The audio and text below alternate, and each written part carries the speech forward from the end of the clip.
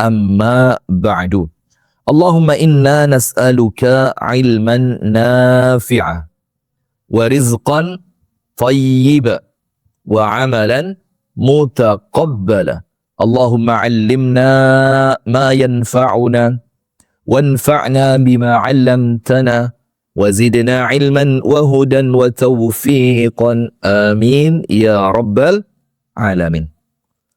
Baik jamaah sekalian, kita sudah masuk pada 10 hari yang kedua. Kita masuk pada tanggal yang ke-11 di bulan Ramadan. Alhamdulillah, thumma alhamdulillah, thumma alhamdulillah. Kita memohon kepada Allah agar amalan-amalan kita pada 10 hari yang pertama seluruhnya oleh Allah Subhanahu wa taala diterima. Jadi kita memohon kepada Allah Subhanahu wa taala agar 20 hari yang tersisa Allah memberikan kepada kita kekuatan, Allah memberikan kepada kita keistiqomahan, Allah memberikan kepada kita taufik dan pertolongannya. Allahumma amin. Salawat beriring salam semoga tercurahkan kepada uswah kita, suri tauladan kita dan kekasih kita bersama Nabi besar, Nabi agung, An-Nabi Muhammad sallallahu alaihi wasallam. Beserta seluruh keluarganya, beserta seluruh istrinya, beserta seluruh sahabatnya, dan seluruh di antara umat dan pengikutnya yang setia menjalankan sunnahnya, tuntunannya, dan ajarannya ila yaumil qiyamah. Hadirin sekalian, tema kita di pagi hari ini, insya Allah tema yang dahsyat.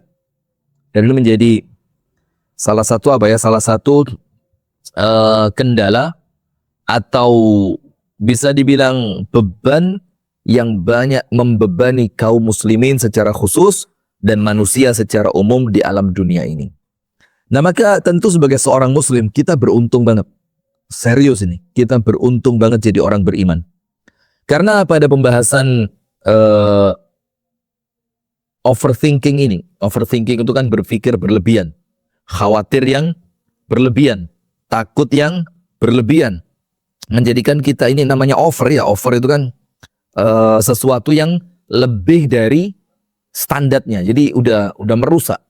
Dan segala sesuatu ketika telah mencapai derajat lebih itu tidak akan baik tapi malah rusak.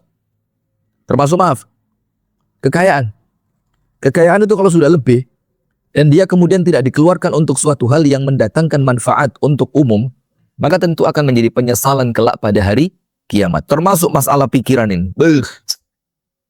Masa depan saya nanti bagaimana? Mau makan aja kadang-kadang takut, overthinking. Wih, ini kadar gulanya tinggi. Kalau sekedarnya itu artinya sesuatu yang wajar.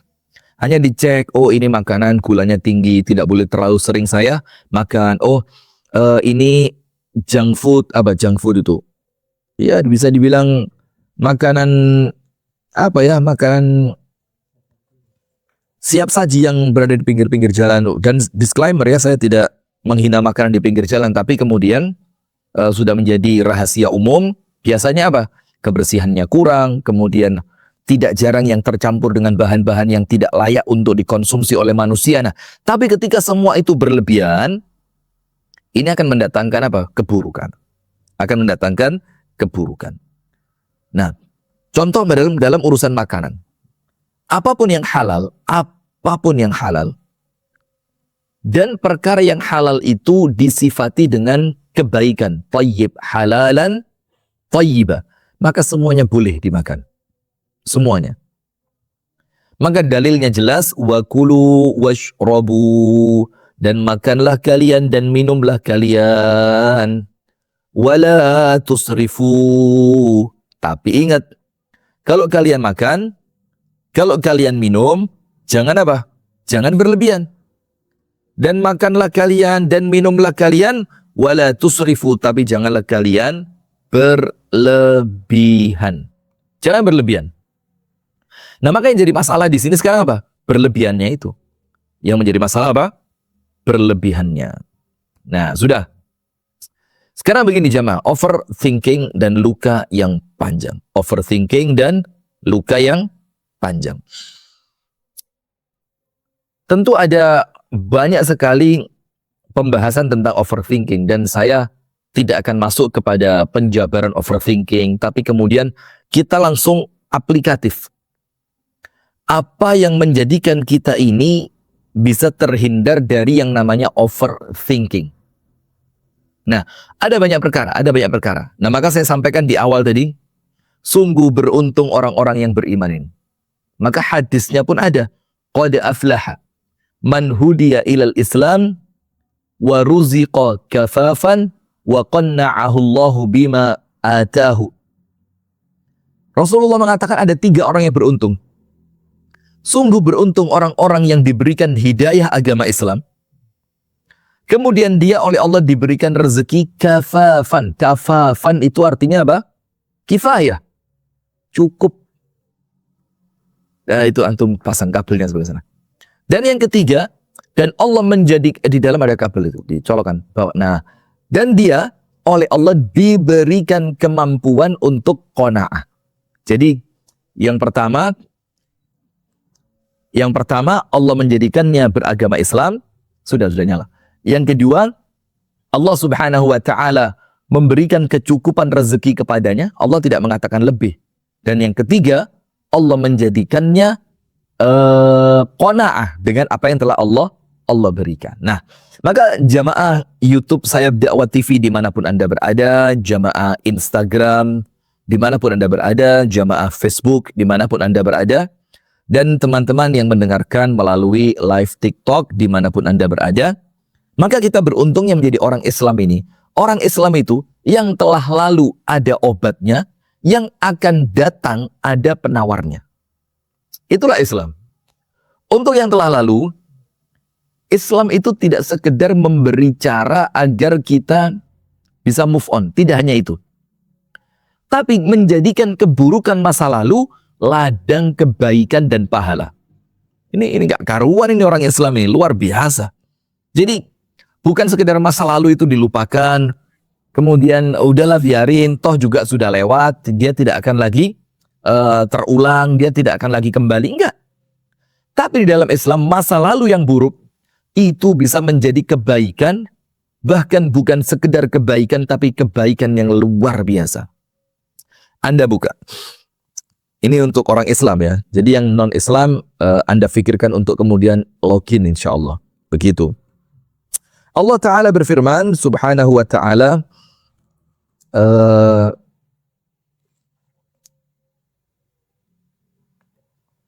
di dalam Al-Quran pada surah Al-Furqan ayat yang ke-70. Antum buka surah Al-Furqan ayat yang ke-70.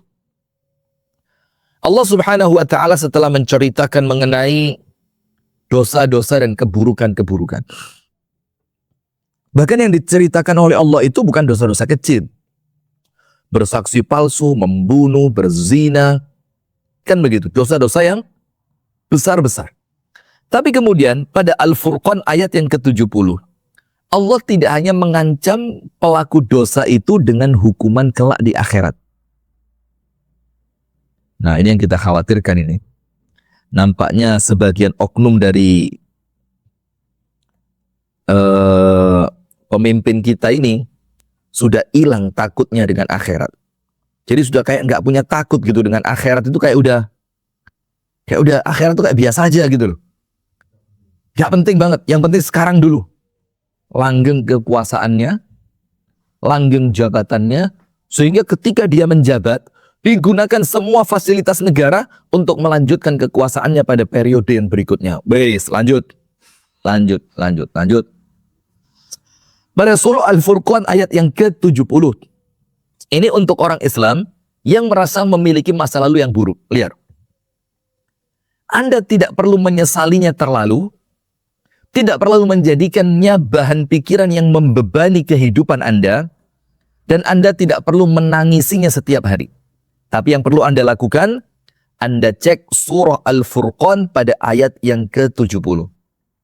Allah Ta'ala berfirman, إِلَّا مَنْ تَابَ وَآمَنَ وَعَمِلَ عَمَلًا صَالِحًا فَأُولَٰئِكَ يُبَدِّلُ اللَّهُ سَيِّئَاتِهِمْ حَسَنَاتٍ وَكَانَ اللَّهُ غَفُورًا رَحِيمًا.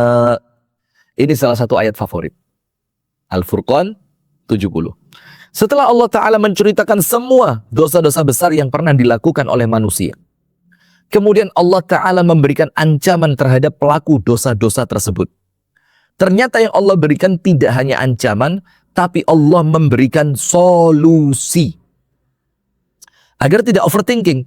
Kita biasanya overthinking itu untuk masa depan.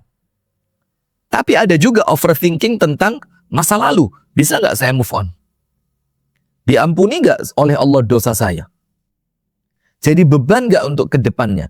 Nah, maka oleh Allah difirmankan, kecuali artinya kecuali di sini, orang-orang yang telah melakukan dosa besar yang luar biasa tadi, Anda cek ayat sebelumnya, mereka tidak akan mendapatkan celaka, mereka tidak akan mendapatkan kemurkaan dari Allah, mereka tidak akan mendapatkan azab dari Allah, mereka tidak akan mendapatkan siksa neraka. Siapa mereka yang tidak mendapatkan semua itu? Man taba, orang-orang yang mau bertaubat. Orang-orang yang mau bertobat. Jadi Allah tidak akan menutup pintu taubat ini. Maka setiap ada urusan dosa besar, maka pasti Allah memberikan solusi di sana. Illa man taba, kecuali orang yang mereka mau bertaubat. Itu obat pertamanya. Wa amana, dan mereka mau memperbaiki keimanan mereka. Imannya diperbaiki dengan ilmu. Wa amila amalan salihah, dan mereka kemudian memperbanyak amal soleh. Jadi jangan mikir masa lalunya, tapi sekarang beramallah Anda. Jadi 3 perkara ini, illa man taba wa amana wa amila amalan salihah. 3 perkara ini, tobat, iman, amal soleh. Ini bukan di masa lalu, tapi di masa yang sekarang. Itulah orang beriman. Illa man taba wa amana wa amila amalan salihah. Apa yang Allah berikan kepada mereka yang dahulunya, mungkin kalau bahasa kasarnya ya, mohon maaf saya harus mengucapkan kalimat ini, mungkin zaman dulunya dia adalah residivis. Zaman dulunya dia adalah bromocorah. Udah lama gak dengar kalimat ini ya. Bromocorah. Antum masih ingat kalimat bromocorah? Bromocorah itu udah preman yang udah parah, semua keburukan dia lakukan. Tapi Allah tidak menutup kebaikan dari mereka. Kalau mereka mau tobat, mereka mau beriman, mereka menutup sisa kehidupan mereka dengan amal soleh. Apa yang Allah berikan? Faulaika yubaddilullahu sayyiatihim hasanat. Maka mereka itulah yang Allah gantikan jumlah dosa mereka, dijadikan sejumlah yang sama menjadi pahala. Bayangin jemaah. Jadi misalkan sebelum dia bertobat, dia mengumpulkan berapa ya? Dia mengumpulkan triliunan, katakan 17 triliun dosa.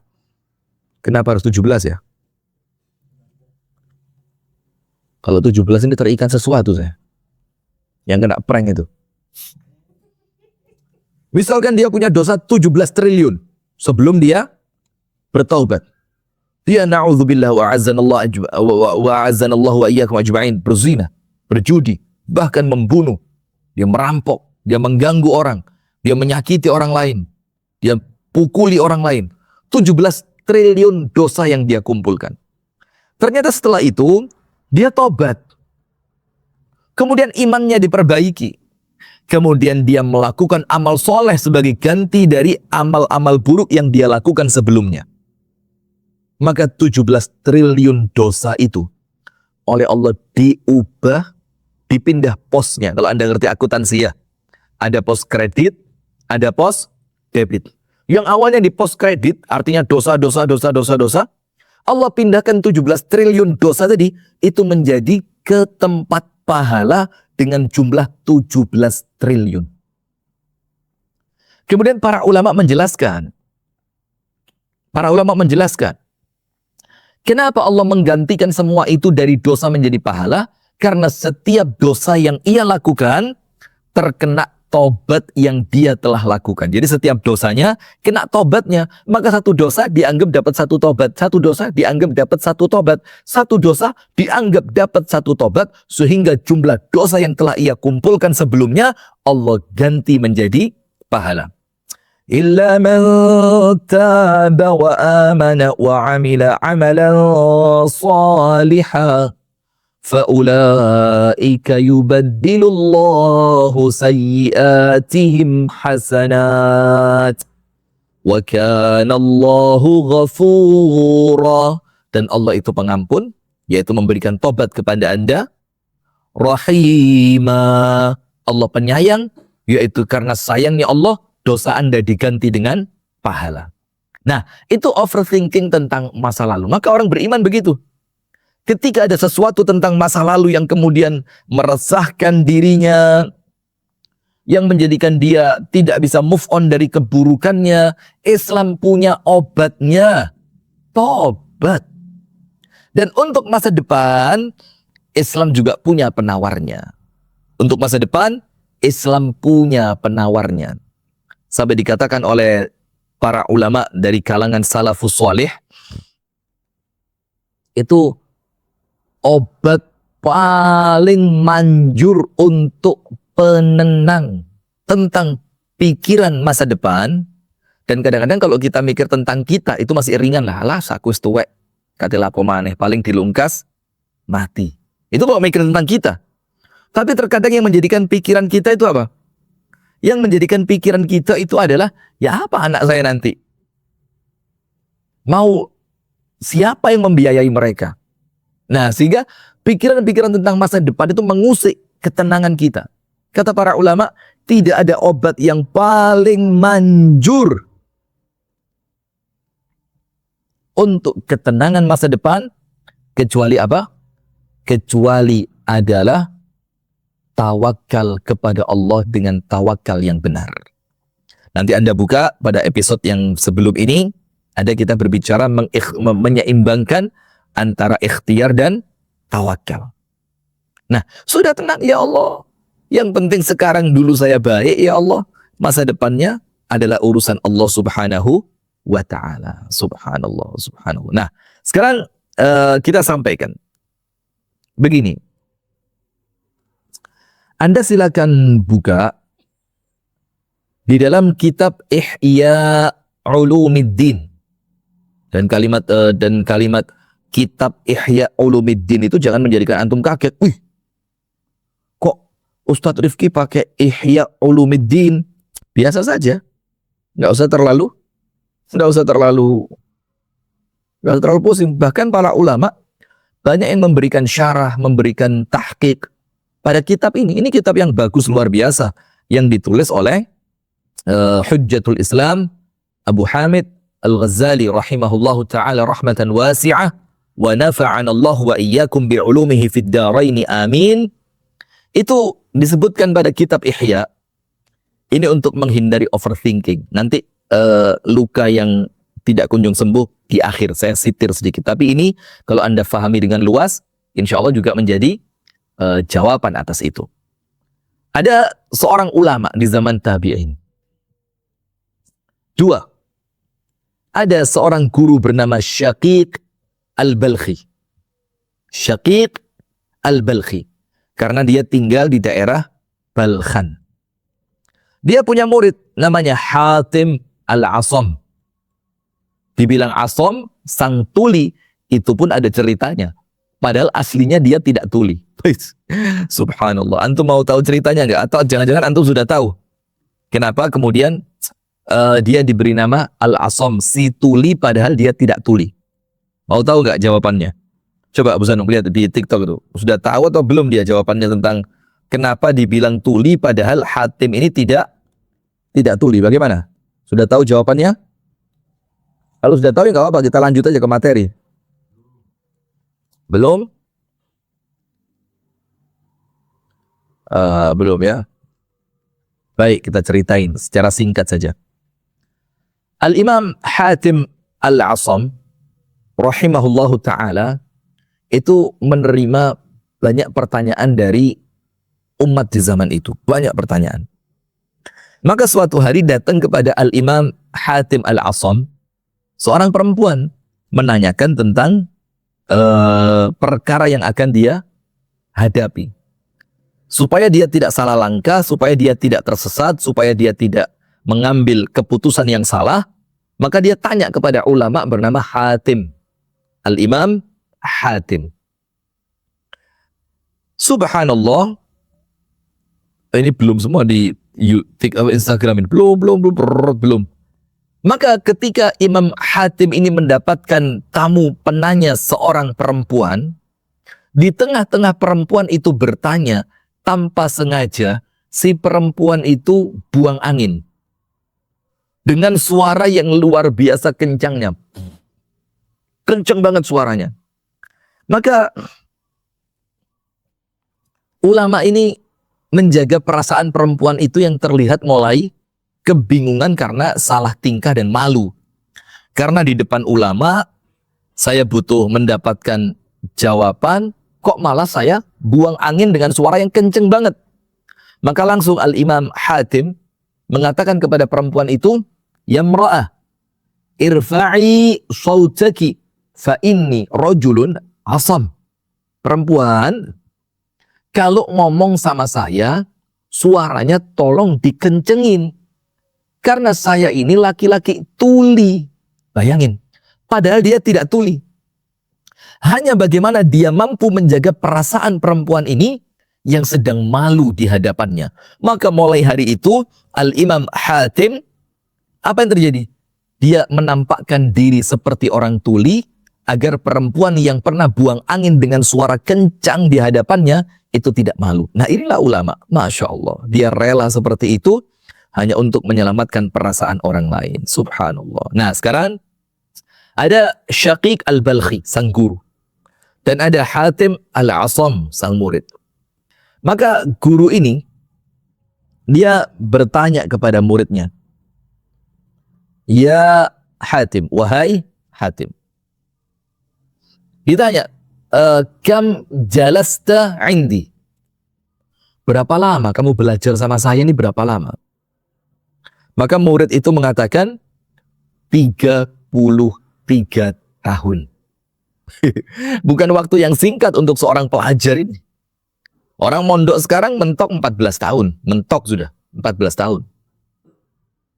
Tapi ini Imam Hatim Al-Asam berguru kepada Syaqiq Al-Balkhi itu selama 33 tahun. Kemudian Syaqiq Al-Balkhi bertanya, oh 33 tahun. Terus Syaqiq tanya kepada Hatim, wahai Hatim muridku, selama 33 tahun itu, ma akhadta minni, apa yang telah kamu ambil dari ilmu dan kehidupanku? Apa? Selama 33 tahun ini kamu dapat apa? Selama 33 tahun ini kamu dapat apa? Maka Hatim mengatakan, thamaniyatu asya'in. Aku mendapatkan 8 perkara. Yang ini menjadikan Syaqiq merasa, loh 33 tahun cuma dapat 8. Maka kemudian Syaqiq bertanya, apa 8 itu? Maka dijelaskan oleh Hatim Al-Asam. Yang ini adalah jawaban dari pertanyaan-pertanyaan yang muncul tentang overthinking, tentang luka yang panjang. Itu jawabannya ada di 8 pelajaran yang diambil oleh Imam Hatim Al-Asam dari gurunya yaitu Syaqiq Al-Balkhi. Dan ini diceritakan dalam kitab Ihya Ulumuddin dan dalam kitab-kitab Tazkiyatun Nafs yang lainnya. Pelajaran pertama. Wah ini luar biasa. Masya Allah, Masya Allah, Masya Allah. Pelajaran pertama. Kata Al-Imam Hatim Al-Asam menceritakan apa yang dia pelajari dari gurunya. Yang pertama, ketika aku melihat manusia di dunia ini, kata Hatim, aku melihat masing-masing dari mereka itu memiliki kekasih yang dia cintai, yang dia sayangi, yang dia senantiasa kumpuli, dia berbagi kebahagiaan dengannya, dia bercerita tentang kesedihan bersamanya. Itu yang kemudian saya fahami. Itu yang kemudian saya fahami dari manusia di dunia ini. Akan tetapi, ketika dia masuk ke alam kubur, semua kekasih itu tiba-tiba meninggalkannya. Tidak ada satupun yang mau menemaninya dan setia sampai alam kubur. Maka dengan itu, aku mulai berpikir, tidaklah menemani seorang mukmin di alam kubur kecuali amal solihnya. Maka aku tinggalkan semua kekasih dunia ini dan aku jadikan amal solih sebagai kekasihku. Ini kalau ada gambar di YouTube gitu, kira-kira Anda lihat orang-orang duduk di kursi, kakinya jigrang, pakai jas terus gini.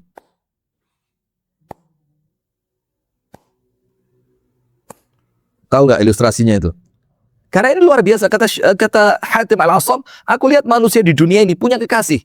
Anaknya, istrinya, suaminya, orang tuanya, pekerjaannya, jabatannya, pakaian indah yang dia miliki, rumah megah yang ia banggakan, kendaraan mewah yang ia naiki, semua punya kekasih. Tapi ternyata semua itu meninggalkannya ketika ia masuk ke alam kubur.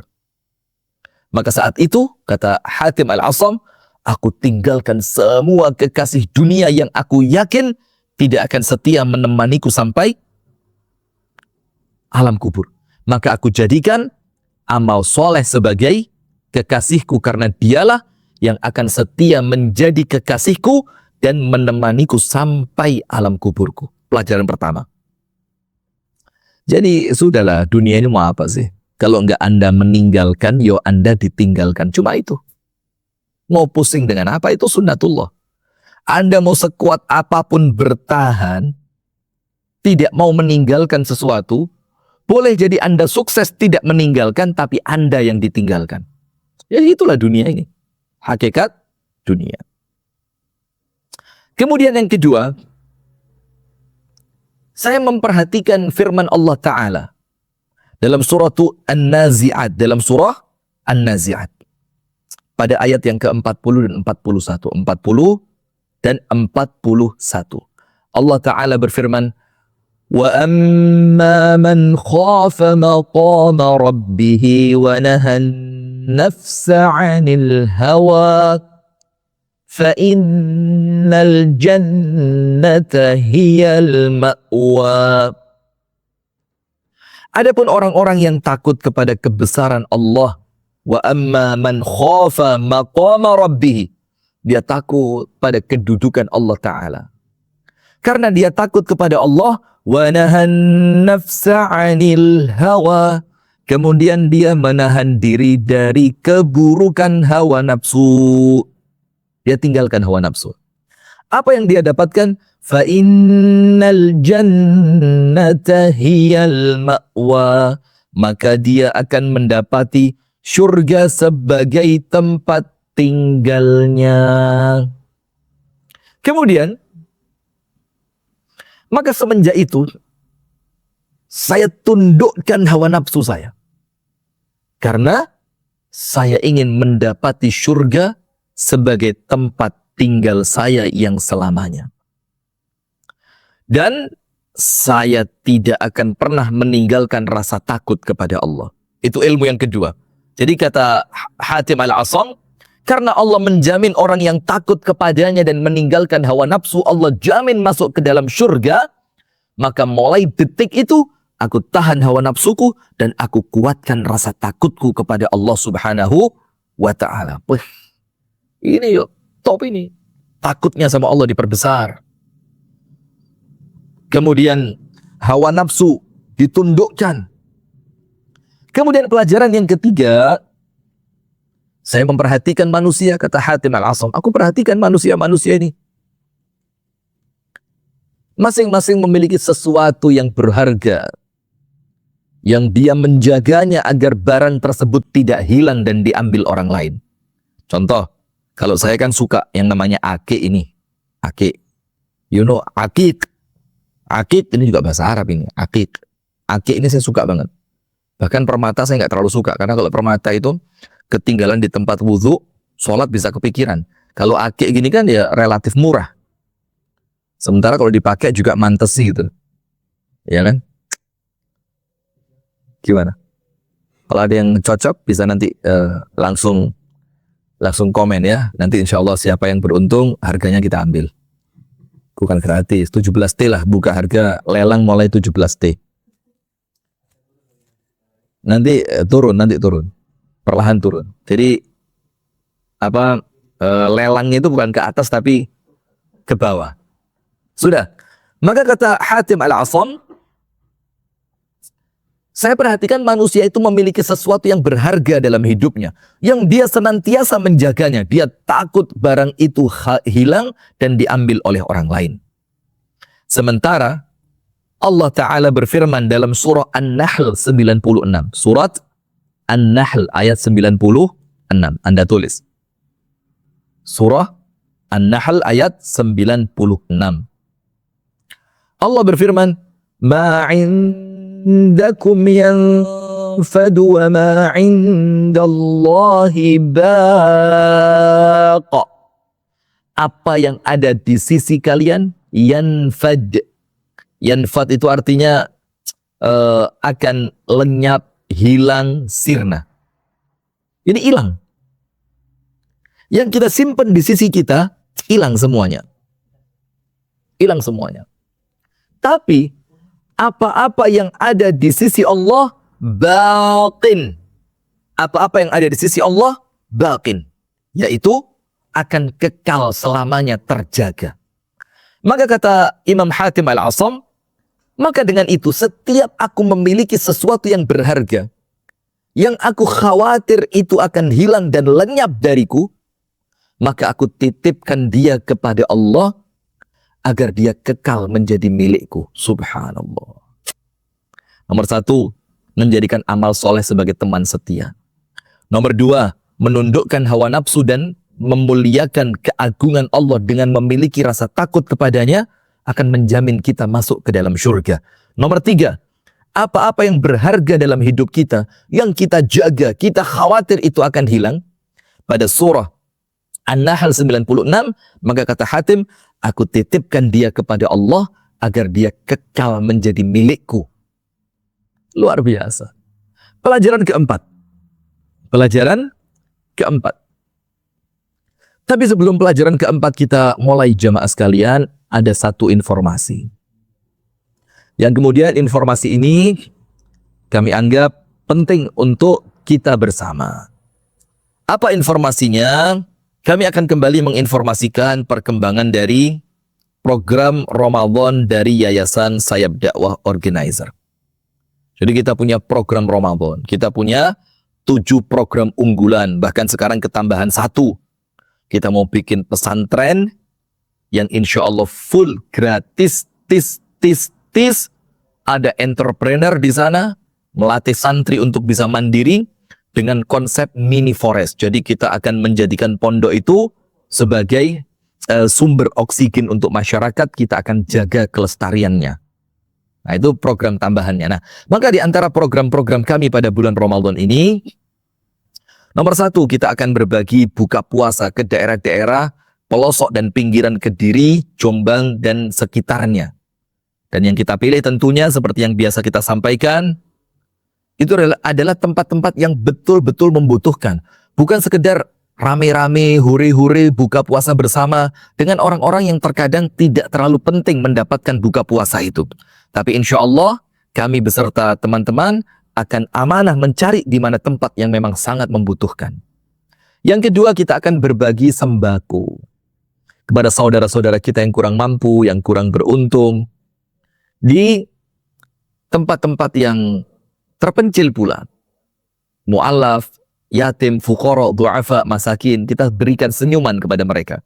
Yang ketiga, memberikan insentif THR tambahan untuk guru ngaji pelosok. Guru ngaji pelosok yang mereka ketika ngajar gak dibayar sama sekali. Yang keempat, kita punya program i'tikaf selama 10 hari terakhir bulan Ramadan. Dengan acara yang padat. Ketika Anda membiayai acara ini, maka orang-orang yang beriktikaf itu Anda pun mendapatkan kongsi pahalanya. Pembagian kitab gratis ketika iktikaf, untuk dikhatamkan ketika iktikaf, kitabnya kita bagi gratis. Yang keenam, ada program membelikan baju baru untuk anak-anak yatim dari keluarga yang kurang mampu. Kita ajak mereka ke toko, kita suruh pilih sendiri sesuka mereka. Dan yang ketujuh, kita punya program yaitu tayangan-tayangan video-video dakwah selama bulan Ramadan, yang semua ini insya Allah akan menjadikan kita senantiasa mendapatkan pahala yang panjang, pahala jariah yang panjang dengan kegiatan-kegiatan amal sosial kemasyarakatan seperti ini. Dan satu tambahan program yang utama, selain kemarin Aceh Tamiang kita bikin 1000 porsi buka puasa per hari, dan tentu pemirsa sudah melihat sendiri kan di TikTok, di Instagram, nanti potongannya kita masukkan ke YouTube, Mas Arif ya, di-upload di YouTube. Sehingga apa? Anda tahu menu makanan apa yang kita berikan untuk mereka. Jadi bukan makanan kaleng-kaleng seperti MBS. Kok MBS ya?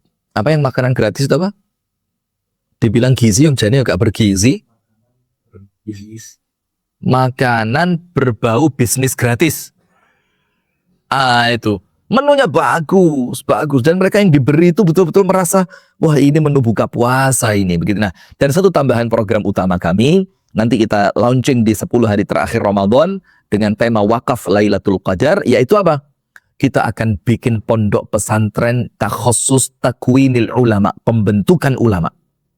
Nah, insya Allah nanti kita gendong bareng-bareng. Nah, untuk Anda yang oleh Allah diberikan keluasan rezeki, diberikan rezeki yang cukup, tidak ada salahnya kita berbagi dari apa yang telah Allah berikan dalam rangka bersyukur, dalam rangka mendapatkan tambahan dari Allah. Untuk yang di YouTube, Instagram, Facebook, Anda bisa klik QRIS itu.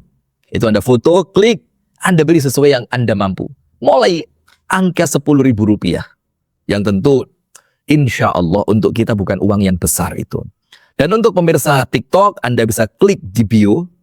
Bio itu diklik, nanti keluar linknya. Link itu Anda klik, nanti akan keluar bagaimana cara turut ambil bagian dalam saham proyek kebaikan ini. Barakallahu fikum. Saya lanjutkan pemirsa yang dirahmati oleh Allah Subhanahu wa taala dan pemirsa MBBG. Makanan berbau bisnis gratis. Oh iya. Anda loh ya, bukan saya loh ya. Ini Pak Baharudin ini. Saya tidak ikut-ikut ini. Sudah. Kita lanjutkan pelajaran yang keempat. Dari Hatim Al-Asam yang dia ambil dari gurunya. Hatim Al-Asam mengatakan, saya memperhatikan manusia dan saya lihat masing-masing dari mereka membanggakan harta mereka. Wih, mobil mewahnya, pakaian mahalnya, kemudian apalagi rumah megah yang dia punya, aset simpanan yang dia kumpulkan.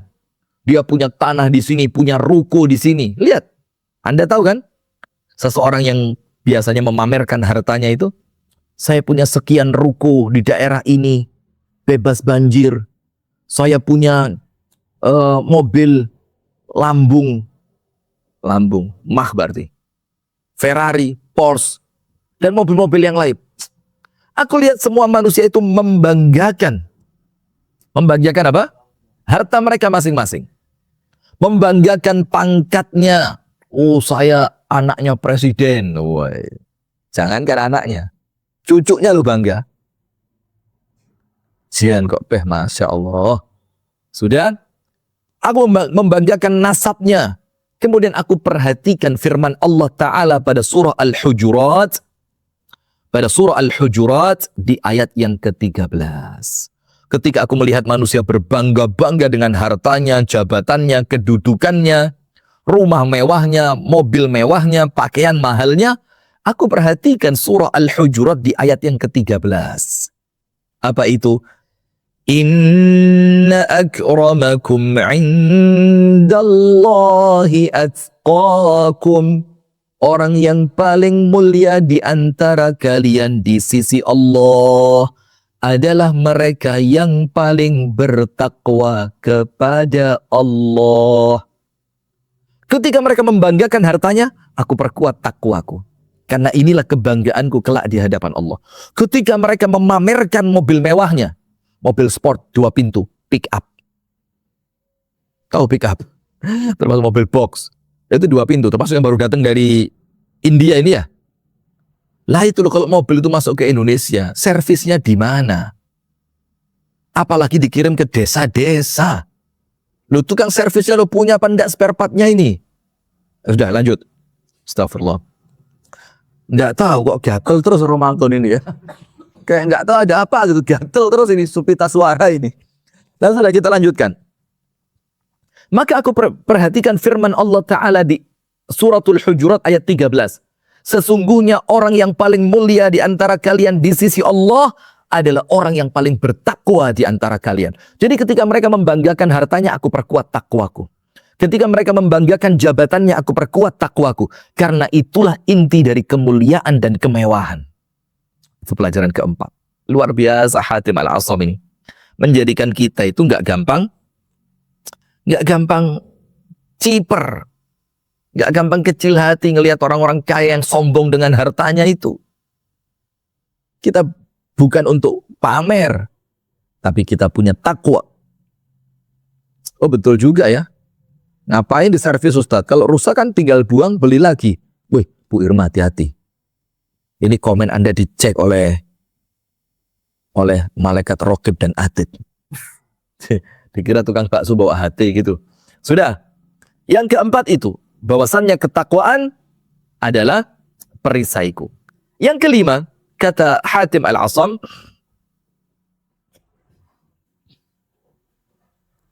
aku, kata dia, memperhatikan manusia dan saya tahu mereka saling mencela dan mengumpat satu dengan yang lainnya. Satu masalah utamanya adalah iri dan dengki. Kata Hatim Al-Asam, aku lihat manusia itu saling mengumpat, saling menggunjing, saling menjatuhkan, saling merendahkan. Yang sumber perbuatan itu adalah iri. Iri. Oh bahaya, iri ternyata.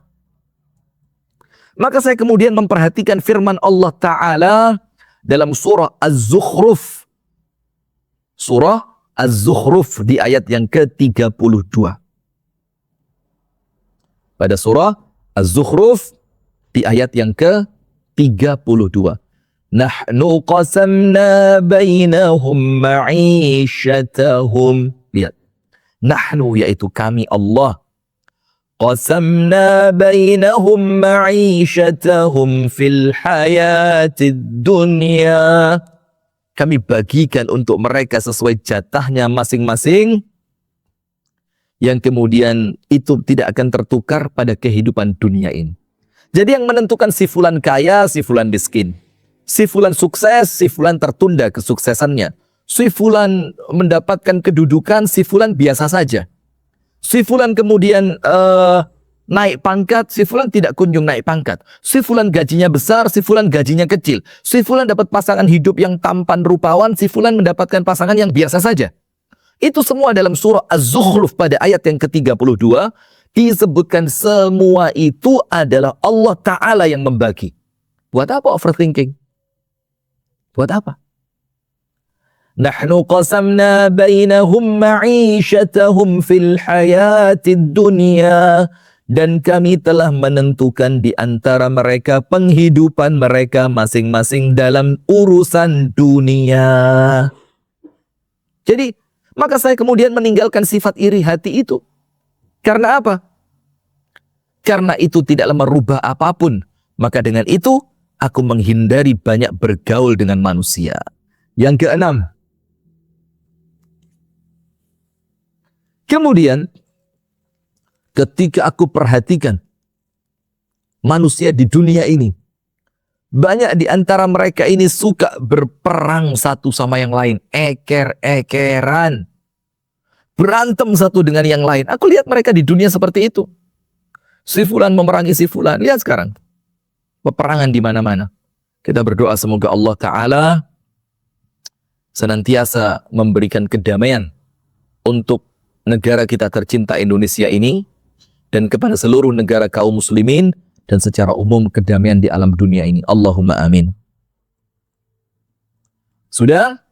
Maka dikatakan oleh Hatim Al-Asam pada pelajaran yang ke-6, aku lihat manusia ini suka memerangi satu dengan yang lain.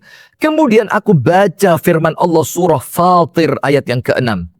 Pada surah Fatir. Di ayat yang keberapa? Di ayat yang ke-6. Apa itu? Inna syaitana lakum aduwwun fattakhiduhu aduwwa. Inna syaitana, sesungguhnya. Kalimat sesungguhnya itu kan penekanan makna. Agar kita dalam makna ini. Sesungguhnya Allah subhanahu wa ta'ala telah menjadikan setan itu musuh bagimu. Bukan manusia. Bukan sesama muslim.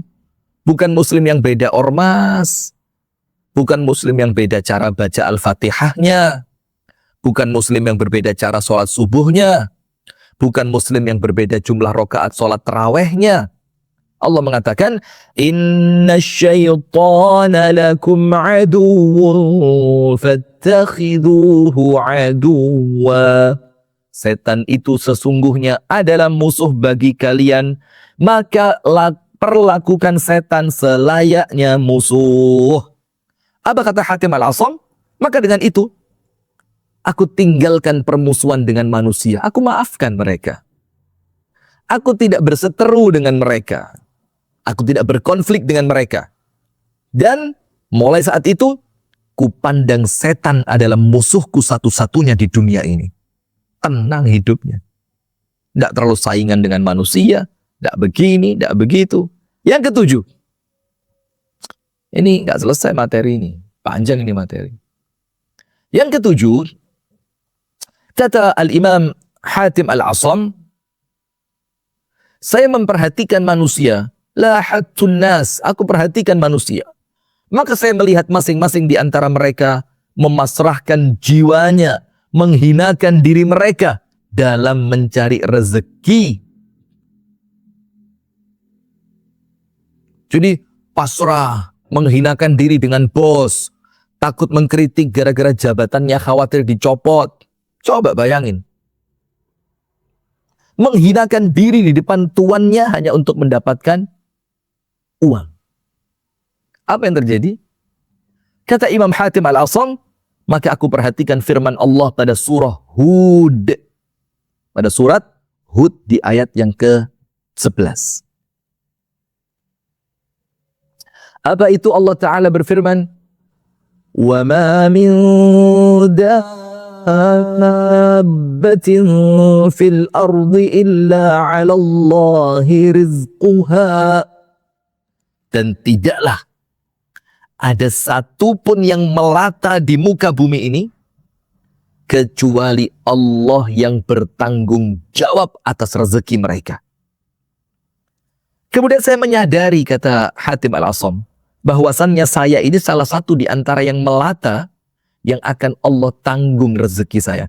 Maka saya tinggalkan menyibukkan diri dengan manusia dan saya sibukkan diri mengabdi kepada Allah. Tapi nih, jadi urusan rezeki itu bukan urusan kita dengan manusia. Sampai kita menghinakan diri di depan bos, menjilat di depan bos. Sampai sekarang pun pada akhirnya kita lihat partai-partai kita ini sudah nggak ada yang oposisi. Nggak ada. Semuanya pro. Bahkan mohon maaf. Apa? Pro. Bahkan partai yang, mohon maaf ya, ini kritik insya Allah membangun. Kita tidak ada kebencian. Bahkan partai yang katanya notabene partai dakwah. Itu udah nggak ada kritikus di antara kita sekarang. Jadi pemerintah itu langgeng aja. Tidak ada penyeimbang dengan oposisi, itu nggak ada sekarang. Dan khawatirnya, jangan-jangan mereka melakukan itu karena kekhawatiran perkara rezeki. Padahal kalau dihitung, rata-rata mereka sudah kaya raya. Coba dijawab, betul nggak bahwa mereka sudah kaya raya? Coba saya tunggu jawabannya. Tapi mereka masih takut kehilangan rezeki. Jadi mereka, waduh, betul-betul tunduk kepada yang memangku kekuasaan. Dianggap kalau kita kritik, waduh kita nggak dapat komisaris ini. Nah, siapa tahu nanti siang ada DM saya ditawari jadi komisaris. Komisaris apa ya? Komisaris dapur MBG? Oh ya, sesuai profesi bakul rawon. Iya. Dan mulai kita latih di Aceh sekarang ya. Nanti kalau Aceh sukses 30 hari, kita bikin SPPG yang ditangani oleh Yayasan Sayap Dakwah Organizer. Percaya Anda? Nggak mungkin lah. Insya Allah nggak. Nah, sudah. Maka kata Hatim Al-Asam, karena aku tahu rezeki itu urusan antara aku dengan Allah, maka apa yang terjadi? Apa yang terjadi? Aku tidak menyibukkan diriku untuk menghinakan diri di hadapan manusia hanya karena urusan rezeki, tapi aku sibukkan diriku dengan Allah Subhanahu wa Ta'ala yang menjamin rezekiku. Itu yang keberapa? Yang ketujuh. Sekarang terakhir yang kedelapan, tapi mohon maaf pemirsa saya, ini materi nampaknya tidak selesai karena padahal saya bercandanya sedikit banget tadi. Tapi ini memang materinya panjang. Yang kedelapan, kata Hatim Al-Asam, ini untuk menghindari overthinking. Untuk menghindari apa? Overthinking. Saya memperhatikan manusia, maka saya lihat masing-masing dari mereka menyerahkan diri kepada makhluk. Artinya menyerahkan diri itu mereka bertawakal kepada makhluk. Aku lihat manusia ini, ternyata mereka itu bersandarnya kepada sesama makhluk. Sesama orang lemah, sesama makhluk yang lemah. Mereka bersandarnya dengan sesama manusia. Ada yang menyandarkan hidupnya pada sawah dan ladangnya. Ada yang menyandarkan hidupnya pada perniagaannya. Ada yang menyandarkan hidup pada dapurnya seperti dapur Depot Amanah Kasembon. Bukan dapur MBG, enggak. Dapur Depot Amanah Kasembon. Di mana kita mengolah rawon, sop buntut yang dagingnya lepas dari tulang. Waduh, masih pagi ya.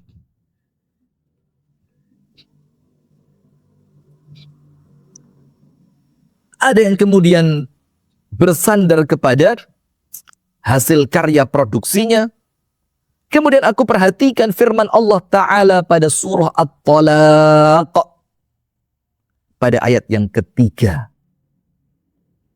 Allah Ta'ala berfirman, وَمَنْ يَتَوَكَّلْ عَلَى اللَّهِ فَهُوَ حَسْبُهُ. Barang siapa yang bertawakal kepada Allah, fahuwa hasbuh, maka Allah akan memberikan kecukupan untuknya.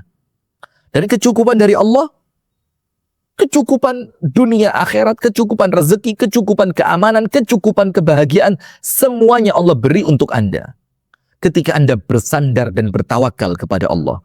Maka kata Hatim Al-Asam, maka aku tinggalkan menyerahkan diri dan menyandarkan urusanku kepada makhluk, dan aku hanya bersandar dan bertawakal kepada Allah agar kemudian Allah memberikan kecukupannya kepadaku. Nah, dari 8 pelajaran ini pemirsa, bisa Anda simpulkan bahwasannya semua ini mulai 1 sampai 8 itu menghindarkan kita dari overthinking. Karena ternyata hidup kita itu di tangan Allah, bukan di tangan manusia. Dan untuk luka-luka yang telah terjadi, itu yang mengobati pun adalah Allah. Kemudian diri kita sendiri. Nah, maka dengan itu, sebelum kami tutup, kami ingatkan sekali lagi kepada jamaah sekalian, mumpung kita oleh Allah masih diberi kesempatan. Hari ini kita masih hidup, rezeki masih ada, kemauan masih punya. Khawatir salah satu di antara 3 ini oleh Allah dicabut. Entah umurnya atau rezekinya atau kemauannya. Mumpung umur, rezeki, dan kemauan masih ada, ayo bismillah. Kita bersama-sama turut andil dalam program-program kebaikan, sosial, kemasyarakatan, kemanfaatan yang dijalankan melalui Yayasan Sayap Dakwah Organizer yang menjadikan kita insya Allah memiliki saham dalam kebaikan-kebaikan itu. Program ini dimulai dari angka Rp10.000 sampai tidak terbatas. Mulai 10.000, 50.000, 100.000, atau bahkan mungkin Anda, ya Allah, saya hari ini mampunya 5.000, ya Allah, klik, nggak masalah. Yang dengan itu Anda telah berkontribusi dalam 8 atau bahkan 9 dengan buka puasa di Aceh, 9 program unggulan selama bulan Ramadan. Maka dari 10.000 yang Anda donasikan, itu Anda mendapatkan masing-masing dari 9 program ini. Jadi 9 in 1. 9 program, 9 kebaikan dalam satu kali klik. Barakallahu fikum. Itu yang dapat kami sampaikan di pagi hari ini. Semoga Allah mencatatkan ilmu yang kita pelajari, Allah jadikan ilmu yang penuh dengan manfaat. Dan Allah subhanahu wa ta'ala senantiasa menjaga kita dari keburukan-keburukan dunia sampai akhirat kelak. Dan semoga kita bersama mendapatkan kemudahan-kemudahan dari Allah subhanahu wa ta'ala, dan kita mendapatkan kebaikan-kebaikan dari Allah subhanahu wa ta'ala, dan insya Allah dengan semua itu kita akan menjadi manusia yang berbahagia dunia sampai di akhirat kelak. Kami tutup dengan doa kafaratul majlis. Subhanakallahumma wa bihamdika asyhadu an la ilaha illa anta astaghfiruka wa atubu ilaik. Assalamualaikum warahmatullahi wabarakatuh.